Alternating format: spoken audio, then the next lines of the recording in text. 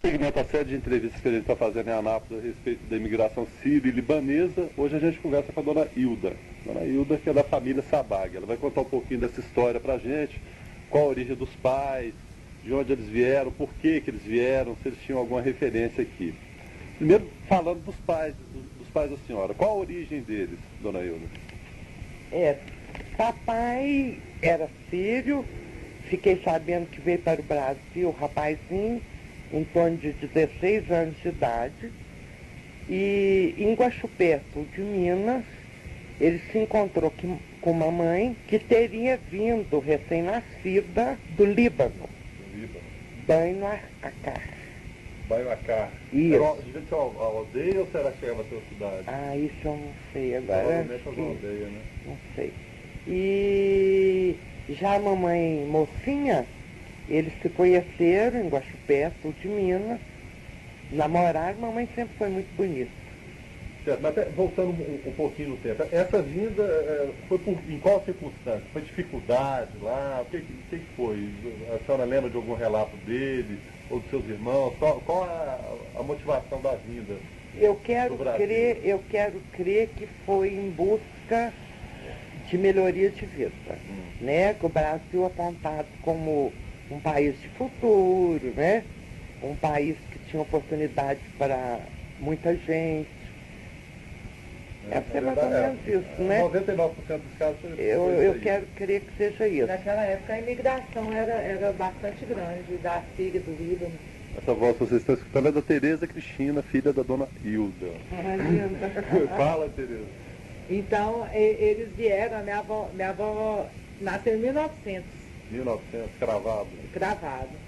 E o meu avô era ainda de 1800, ele era mais velho que ela, mais de 10 anos. Acho que 14, mais ou menos. E ela tinha muito orgulho de falar que era do primeiro ano do século. Ela gostava de enfatizar isso. E morreu com 82 anos, em 1982. Meu avô morreu mais novo. Eu nem cheguei a conhecê-lo. Chegou a conhecê-lo, não? E minha mãe tinha 15 anos quando meu avô faleceu. Minha mãe é a caçula de 13 filhos, sendo que minha avó teve 17. 17? Perdeu 4. 3 de aborto natural e um morreu naquela época. Tinha muita infecção umbilical. Certo. Tinha Cristóvão, ele chamava mesmo.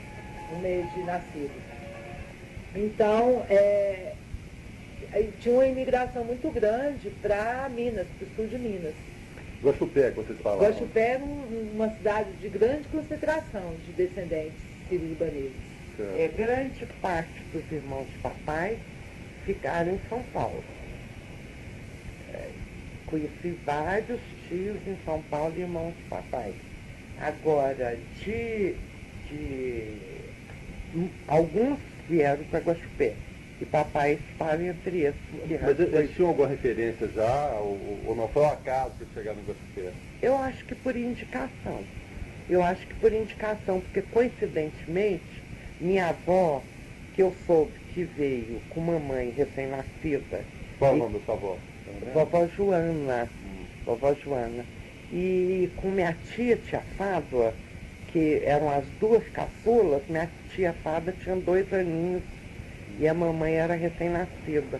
Vovó era viúva e vovó veio para Guaxupé. E foi em Guaxupé que papai conheceu mamãe. Certo. Mas chegando lá, a senhora sabe qual foi a primeira atividade que ele estabeleceu? Você chegou a basquetear? Basquetear. Papai viajava com mercadoria. E foi daí que depois ele se radicou mais tarde em Campinas, já aqui em Goiás, né? Com uma loja. Certo. Uma loja de tecido. Tá. Então o primeiro estabelecimento comercial na loja Foi. de tecido. E depois então, sabendo de Anápolis como uma cidade promissora, né? Porque em Campinas, Goiânia, nada, né? Praticamente nem existia, né? Pelo que eu soube, na época, Goiânia era Campinas. Pelo menos na parte comercial, né? Certo. Era Campinas. E era como se fosse outra cidade, né? Hoje um bairro de Goiânia e era como se fosse outra cidade. Era outra cidade. Campinas era uma cidade e a capital se estabeleceu perto e depois emendou Aí Campinas não do foi Uruguai. por isso que eles vieram para Campinas. Campinas era muito mais importante do que Goiânia. É. Quer dizer, Goiânia estava começando. Só foi por isso, velho. Só foi por isso. E aí, então, muita gente veio para Anápolis, que era um polo promissor, que Goiânia já não existia, e Anápolis no entroncamento, né, entre Brasília... A cultura, né? O Pré-construção Planalto. Brasília ainda, né? Mas era exatamente o caminho para o norte, né? Era Porque forte.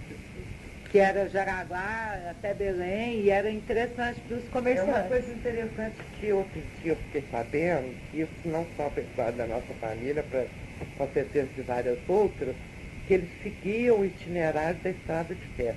É isso que eu ia até perguntar, É, porque geralmente, agora parece estrada que vocês de não, barro. eu sei, mas É. parece que vocês não seguiram esse caminho, então, já que foi para Campinas direto.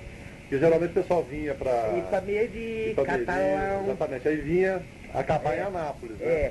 Ipameri, Catalão, outro dia conversando com um descendente, aí falando dos ramos, aonde ficaram muitos em Ipameri, muitos em Catalão, Pires do Catalão, Rio, né? Pires do Rio, estrada de ferro. Aham. Agora, interessante que em Pires do Rio tinha parente de mamãe, da família da mamãe. É. Quer dizer que, não sei porquê, aí eu não sei explicar porquê que... Mas o meu sobrenome, Sabag? Não. Abdala. Abdala? Minha avó era Abdala. Ah, tá, porque o Birajara Galho, vai escrever o livro, ele é lá de Pires do Rio. Ele conviveu muito com os árabes, inclusive. Minha avó Ele era deve conhecer. Abdala. Trabalha no Abu. Ah, tá. Essa vaga é pai de papai. E vieram para Vieram para Anápolis. Anápolis.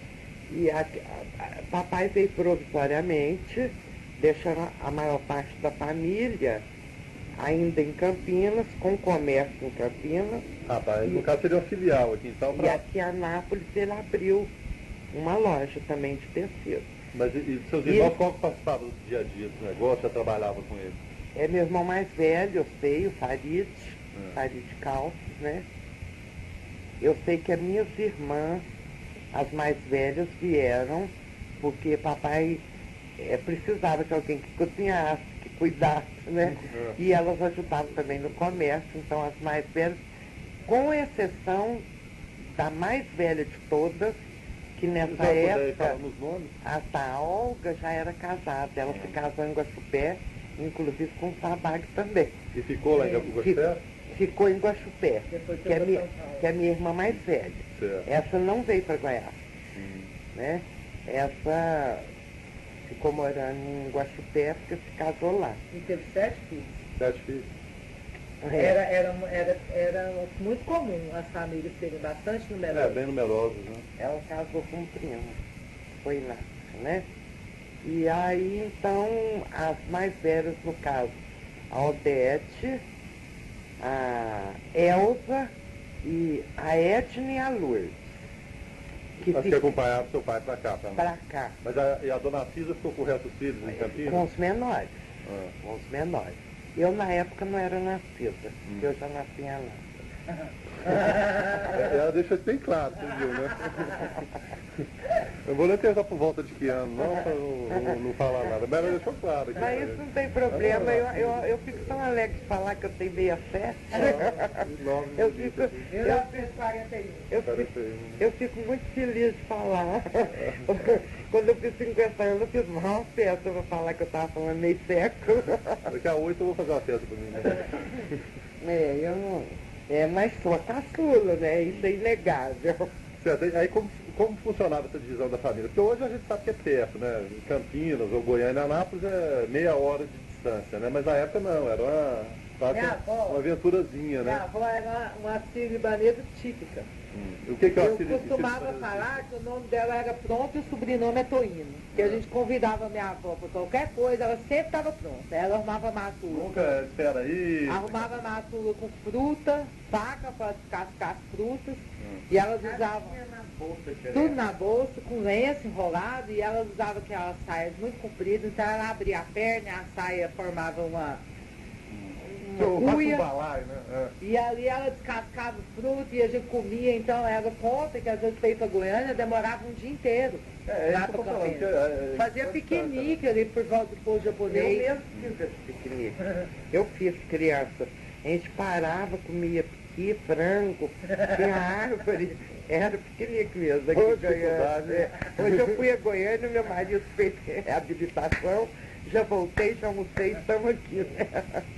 Mas então, mas era assim mesmo. Agora eu não sei explicar como que funcionou e por quanto tempo foi essa, porque o que eu Mas o certo é que sei, depois dessa Caxias veio todo mundo pra cá. o que eu sei é que o comércio de Anápolis foi tão promissor,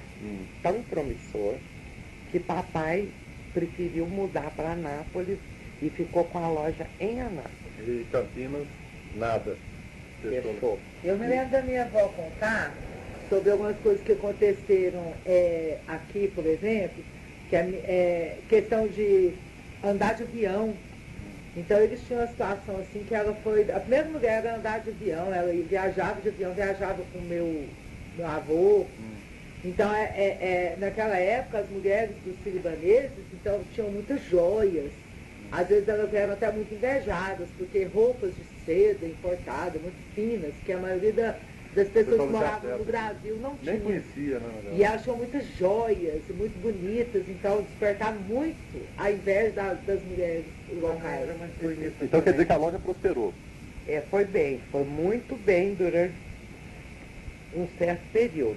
Que Qual aí é o endereço dela? Fala pra gente. Então falou em off. a Barão do Rio Branco com o Anel da Badia. Hoje lá no local funciona o Hotel Itamaraty. Hotel Itamaraty, né? É. Eu sei que tem os altos e baixos da vida. Papai, é chato falar isso, vou ter que falar, né? Não, mas é normal, são papai, histórias. papai, segundo a mamãe, né, gostava muito de uma boa vida, estamos os termos aí melhores para falar aqui. Do jeito que a senhora achar que é conveniente. Né? Então, o dinheiro, né? Não combina muito com esse estilo de vida, né? Então, não, mas falando sério, tirando esse aspecto, que os homens eram muito machistas, né? E o filho, de uma maneira muito particular, né? Então, no caso, não sei, outra raça, estou falando da nossa, né? No caso, por exemplo, papai, eu me lembro, menina, a fartura da casa, aquela mesa muito grande, já porque muitos filhos. Engraçado que sempre, todos, sem exceção, falam isso aí. e Mesmo com a sempre- dificuldade, sempre a mesa faça, né? Mas é uma coisa que filho libanês valoriza muito a comida. Eu, às vezes fecho os olhos assim, eu ainda me lembro da minha avó abrindo massa de esfirra, abrindo quibe. Eu vejo ainda ela com a mão assim, ela viva ainda mais idosa e eu mocinha. Todo dia, 3 horas da tarde, minha mãe sempre que cuidou da minha avó, até a morte dela, porque ela era caçula e aí ficou um tio meu solteiro e a minha mãe cuidou desse tio e da minha avó. Da sua avó, Então, Cisa. eles sempre moraram perto da gente, porque minha mãe também sempre quis deixar a minha avó na casa dela, nunca quis deixar a individualidade deles, né? Então eles tinham uma casa, mas sempre vizinho. E quando ela morreu era aqui em frente de casa já, aqui nessa rua. E todos de 3 horas da tarde ela chegava ali na janela e gritava, Tereza Cristina, o lanche.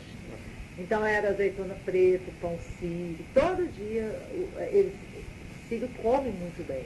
O doutor João Avada, que está ajudando a gente no projeto, ele fala que o maior embaixador para ele, criança, para quebrar preconceito, aquela coisa toda, é o Kibe. Né? A pessoa não conhecia, ele levava para os coleguinhas e tal, aquilo ali abria portas assim, parece até estranho falar isso, mas ele funcionava. Eu fecho os olhos e vejo minha avó enrolando charuto, abrindo quibe, até hoje. As minhas amigas, comadres, inclusive, Camila, elas lembram do lanche da vovó, que é a mamãe, né? No caso, sempre elas falam do pãozinho torrado, porque eu adicionei no Cristina Santana, e a mamãe morou ali na Barão, em frente à lateral da Cristina Santana. Então, às vezes, nós saímos do nosso turno, naquela época tinha 3 turnos, então algumas colegas mais amigas passávamos na casa da mamãe para tomar o lanche, o pãozinho torrado e tal. Mas contando da época de papai, mais para trás, que eu estava dizendo, então muita fartura. Então a mamãe sempre dizia, as panelas eram enormes. Ela sempre fazia, além da família ser grande, mas papai nunca vinha comer sozinho. sempre tinha no mínimo um convidado. Era quase que portas abertas as casas, né? Era, e sempre assim receber os pessoas. amigos, né? Aham. Então matavam um carneiro, né? Nós moramos nessa época minha de criança, foi na 7 de setembro que nós morávamos. Então, aqueles quintais grandes, né? Com mangueiras. Então me lembro assim dos carneiros amarrados ali, esperando para serem sacrificados, né? E agora a Tereza Cristina estava dizendo, uma delícia a carne de carneiro. Eu gosto. Ela O processo quando chega na mesa não me interessa, né? Mas é Fica bom. gostoso. Mas por que a gente estava falando isso? É que papai teve um revés financeiro, né? Quer dizer, apesar disso que a Tereza Cristina falou, das joias de mamãe, das viagens de avião, a mamãe conta que na Segunda Guerra Mundial ela ficou sem nenhum documento. Que no aeroporto de São Paulo apreenderam todos os documentos. Tanto é que mais tarde meu marido teve que ir a Guaxupé para trazer a certidão de casamento de mamãe para Resgatar. poder resgatar, porque ela estava sem nenhum documento que foram pegos durante a Segunda Guerra Mundial no aeroporto de São Paulo. Mas então com isso tudo. Eu vou até abrir um parênteses aqui. Pode ter sido um preconceito, na verdade.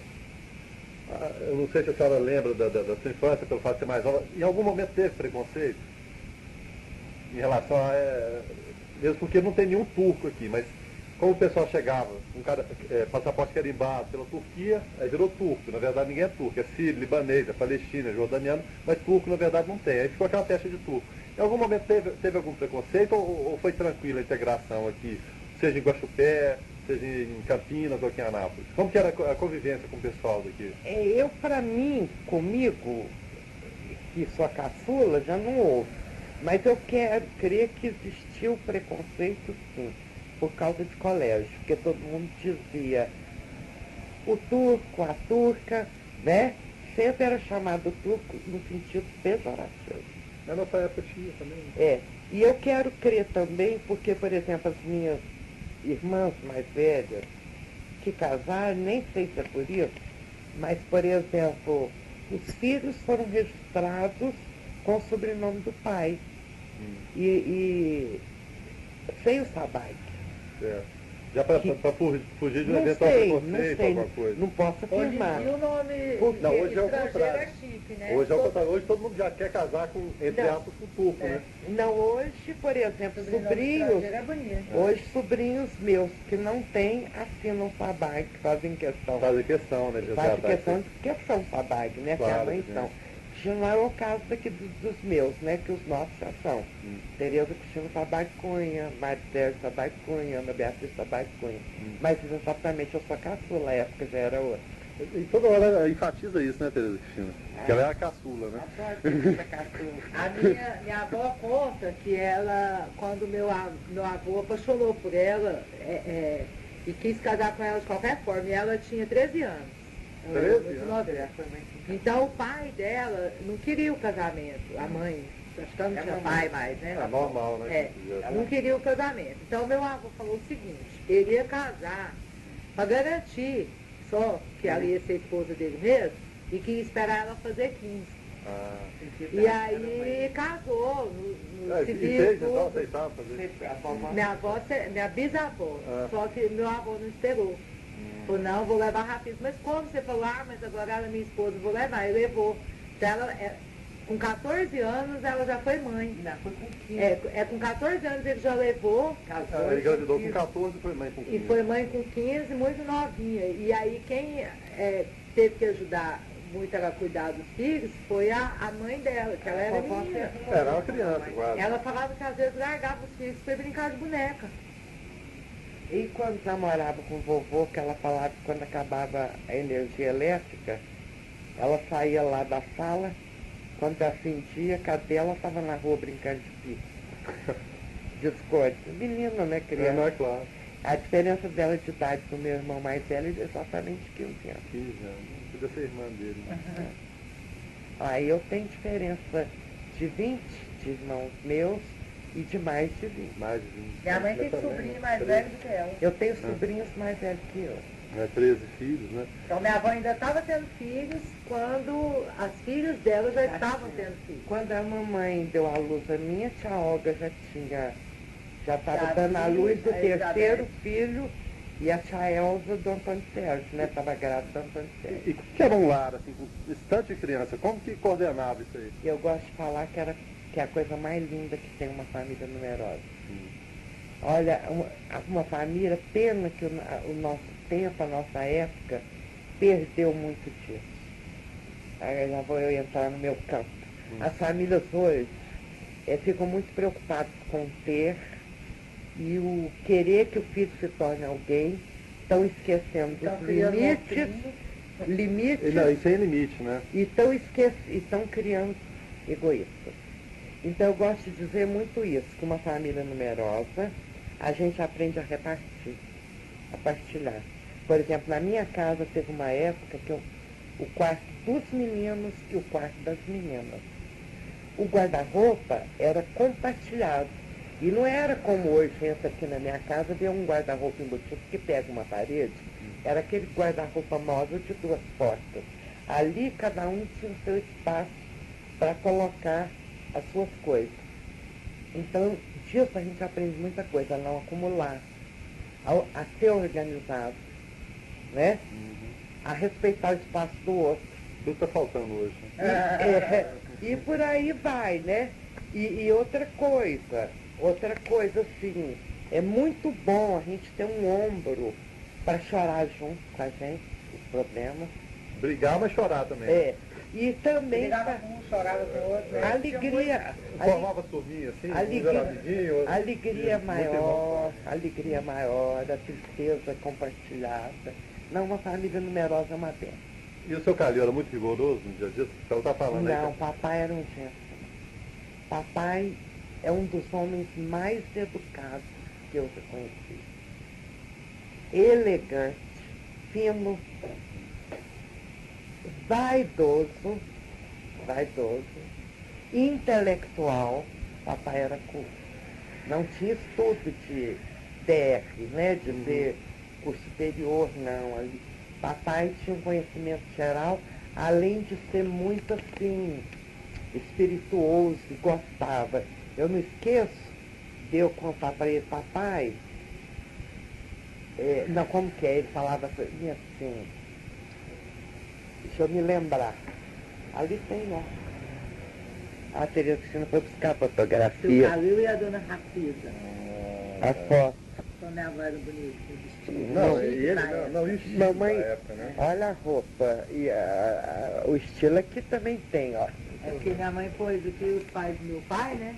Com ele. E aqui os pais dela com ela. Aí, ó, uma foto maravilhosa, né? E foto, não tem nada com foto preto e branco, né? Essa aqui é anterior a essa, que eles já são mais velhos. E o bigode, olha o estilo do bigode. Lembrando do caso, eu falei, papai, conversando essa maiorzinha, né? Mas tudo que acontece nesse mundo é culpa da mulher. Mas como? Ou ele que falou isso pra mim, agora eu tô aqui, me lembro. Acho que foi. Mas como? E aquele homem que estava lá em cima, pedreiro, construindo aquele prédio, caiu e morreu. Aonde está, não sabe, ia passando uma mulher muito bonita lá embaixo, ele foi olhar e perdeu equilíbrio. Então esse tipo que brincava. Tem alguma história engraçada dele? A senhora lembra? Agora me pegou de surpresa, que tem, viu? Mas me pegou assim, até esse caso que eu custei saber quem falou pra quem, lembrar quem falou pra quem. Tereza, você falou que ele faleceu em que ano mesmo? Da rua 54? 57. Papai faleceu de... Tem isso, viu? Infarto fulminante com 53 anos. 53 anos de infarto fulminante. E papai foi, nessa época, o meu cunhado tinha o hotel, hoje Itamaraty, né? Que era um hotel comercial. E ele resolveu arrendar o restaurante para o papai. Mamãe era cozinheira, né, chefe? E papai que cuidava do restaurante. Mas vocês aí pós a loja de tecidos? E muitos anos depois. Ah, tá. Muitos Minha mãe anos. era moça, foi onde ela conheceu meu pai. Porque meu pai é do sul, aí ele veio e se hospedou no hotel. Não, mas eu já conheci o seu pai muitos anos depois disso. Essa história que eu vou contar É. bem antes. Mas bem depois da época do tecido. Aí então, papai cuidava do restaurante junto com o Célio, meu irmão. Mas por que ele desistiu da loja de tecidos? Que porque foi? é o que eu falei, os altos e baixos, ele perdeu, Aí teve que aí não partir para deu o ramo de negócio. certo, aí ele passou a viajar outra vez, né? Teve que retomar a vida, vamos falar assim. É verdade. Ele mexeu também com meu irmão mais velho com exploração de pedras de minério que tinha. Por aí. Foi por perto da Santa Terezinha, alguma coisa assim. Eles traziam pedras, eu lembro. Eu, muito criança, eu não estou muito exata na Certo, mas história. ele trabalhou com eu era muito pedras, pequena. aí depois foi pro restaurante. Eu sei que, não, teve muitas Atividade no meio. intercalar. Mas nessa época dele, que ele faleceu, em 57, ele tinha um restaurante que era arrendado da parte do hotel, que era do meu cunhado, né? Do marido da minha irmã Elza, o João de Farias, isso. Então o restaurante era do papai e do Célio, meu irmão, que ajudavam, os dois trabalhavam. Ele fechou as contas do restaurante, foi para o cinema, chegou em casa normalmente para dormir depois do cinema, dormiu normalmente, e quando chegou às 5 horas da manhã, ele acordou o Célio, meu irmão, porque tinha que fazer o café para servir Os ossos. Não, naquela época descia avião em Anápolis. Então tinha os tripulantes que tomavam café mais cedo. Legal. Então fazer o café da tripulação. Então ele chamou o Célio, meu irmão, para ir, e está na hora. O Célio foi. A hora que ele voltou para deitar um pouquinho, ele falou para a mamãe, estou com a dor no peito. A minha irmã, a Neide, conta que ela na época correu atrás do Dr. Raul. Dr. Raul veio de pijama. 15 minutos o papai estava morto, em parte fulminante. Da hora que ele falou que estava com a dor, até o Dr. Raul chegar, que foram 15 minutos, ele tinha falecido. Em parte Uma outra fulminante. coisa interessante da... Que ano? 57. Outra Foi coisa janeiro de interessante 57, cinquentenário da Nápoles. Janeiro de 57. é que a morte, eles davam muito valor na vida e sentiam muito a morte. Então, o luto de uma família sírio-libanesa é um ano. Um ano de preto. De até preto, os homens não faziam barba, as mulheres não cortavam cabelo, e era assim, toda morte em família era uma coisa horrível, a morte. Então é uma coisa... A pior coisa que poderia. pior coisa é a morte. Então, Porque hoje a gente Uma vê a mulher- loja da festa, né? uma mulher viúva, na visão da minha avó, por exemplo, era uma coitada, assim, entre aspas, mas aquela que ficou sozinha, Desamparada. que tem que cuidar dos filhos, não casa de novo. Não se vedada, vê ela uma qualquer sírio-libanesa tradicional casando assim, ela guarda a viuvez Se dela. pensar bem, quando o papai faleceu, a mamãe tinha 50 anos, 50 e pouco. Mas ela guardou a perfeitamente viuvez. tomada. Uai, bem mais nova que eu sou hoje. Nunca mais se casou, então. Guarda a viuvez e assim, a gente sabia quando um tinha morrido, eu me lembro quando o tio Holmes morreu, ele morreu de noite, eu era novinha e estava dormindo, eu escutei os gritos e acordei por causa dos gritos que a minha avó... Aquela dor, né? Então, essa a emoção da flor da pele. É muito bonito, assim, apesar de ser triste, mas bonito o valor que eles dão à pessoa, que hoje em dia as pessoas são tão descartáveis. Tá certo. Então, obrigado. Obrigado, não sei se ajudou muito, Nossa, não. claro que ajudou. Eu não vou tomar mais o tempo de vocês, não. Não sei se pode escolher alguma coisa daí, mas é importante que eu gostaria de ressaltar, não só papai e mamãe, mas eu acho que todos eles querem para o Brasil e aqui particularmente para a nossa cidade. Foi em busca de um ideal, de um objetivo, de uma meta de vida, de um sonho, e graças a Deus a maior parte deles conquistou. Sabe, eu acho muito bonito isso. É assim, de uma maneira geral. A gente vê assim, a luta, né? O esforço, porque largar um país, uma cultura, uma língua, né? Tudo em busca de algo que eles acreditavam, acho que valeu a pena. E eu queria, assim, só uma palavrinha, isso não vai, mas é aproveitar para cumprimentar a ideia aí do caso do Jorge, né? Do Jorginho, que de prestar uma homenagem, eu acho que isso é muito importante. A gente tem que resgatar os valores do passado. E como curiosidade, eu que sou das mais novas, minha mãe é a mais nova, minha mãe mesmo não sabe falar nada de árabe, porque os mais velhos sabiam escrever, conversar, falar, que eles ensinavam. Aí muito coisa. filho, né, foi perdendo a prática. Foi perdendo. Mas eu, por exemplo, sei todos os palavrões em árabe, que era o que a minha avó falava. Ela nunca xingava em português. Quando ela precisava xingar, era em árabe, eu sei todos. Mas então... interessou, né? Agora, a Tereza Cristina lembrou de uma coisa interessante. Na época, a áurea de situação financeira muito boa, né?